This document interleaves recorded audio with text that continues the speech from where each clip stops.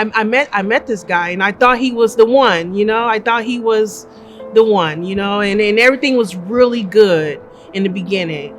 But we married very quickly. Didn't think nothing of it. But things right after marriage, things just started happening. Abuse started happening, verbally, physically abusive, just started the attitudes, the yelling, being physical with me, the pushing and the shoving, I just was like, why is this happening? But I was thinking like, it's okay, everything was gonna be fine, but it never would stop, and it kept happening. But then during the pregnancy, it started being abusive as well. And that's when I was like, I can't have this going on with a baby.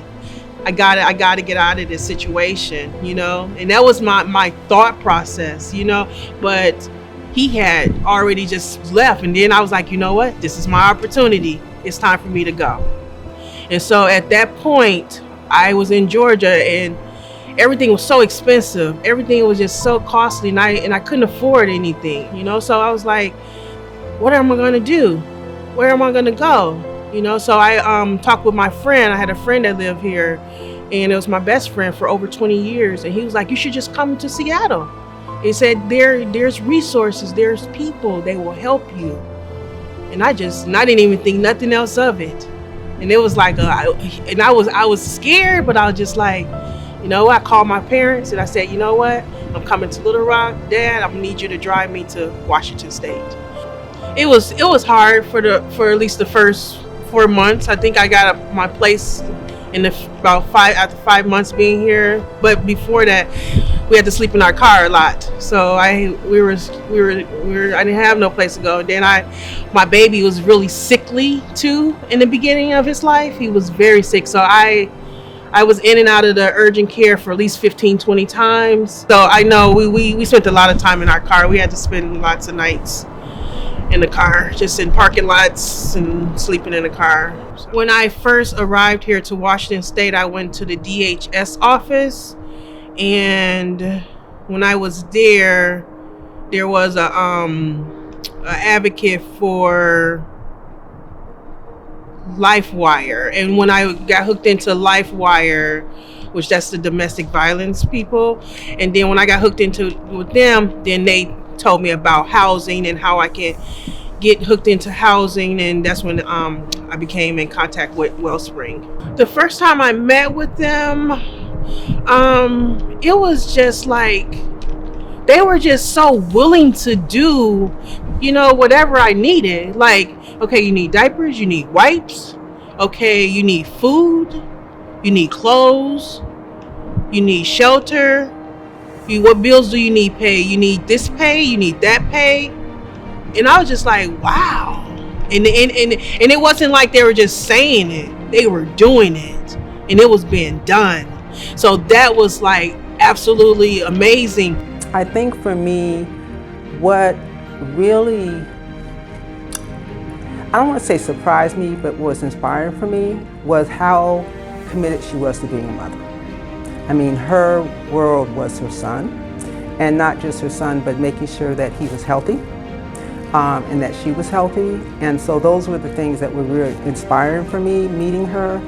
And I didn't have to worry. I didn't have no worries. They made sure of that. She also came in very resourceful. Like she just, it was like a person that knows how to cook, and just, they needed the pots and the pans and the ingredients, and didn't need to give them the recipe. She had those things. And so it was really helping her to feel anchored where she was. When you do move into these places, you move into the place, they make sure that you're not going to be homeless anymore, so they make sure that you're moving into an affordable living situation where you can actually afford to live there. So that's been very great for me. I definitely find that they listen to me and my needs, and for my son's needs too.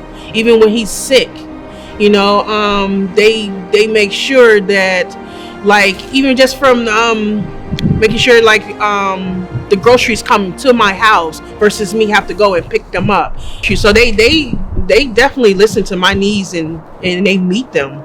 And then Wellspring, just like they never will leave me. They're always there for me. You know, they call me every week, you know, to check in to see, hey, how you doing? How's it going? And we literally, I mean, I feel like they're like my mother or my grandmothers or aunties or something, because we literally for like an hour or something just talking, you know. So it's like it's really good.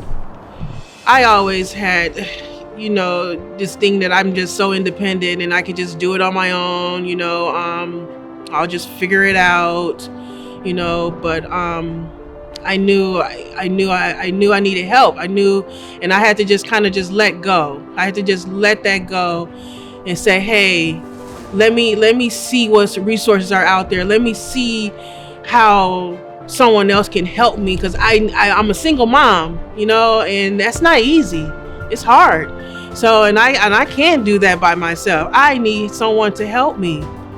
I my goal in my future, you know, I always try to look at it like my son is young, and what does 5 years and 10 years look from now? You know, would I still be at a rural court, or what would I be in my education? Where would I be going?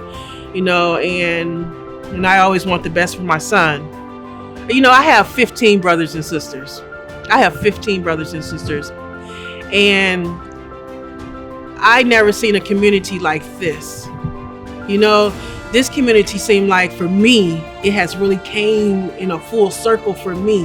And it's just like it's connecting and it's just like, and they're more my sisters and brothers, or the people that are around me that are not. They're not. And these are people I just met.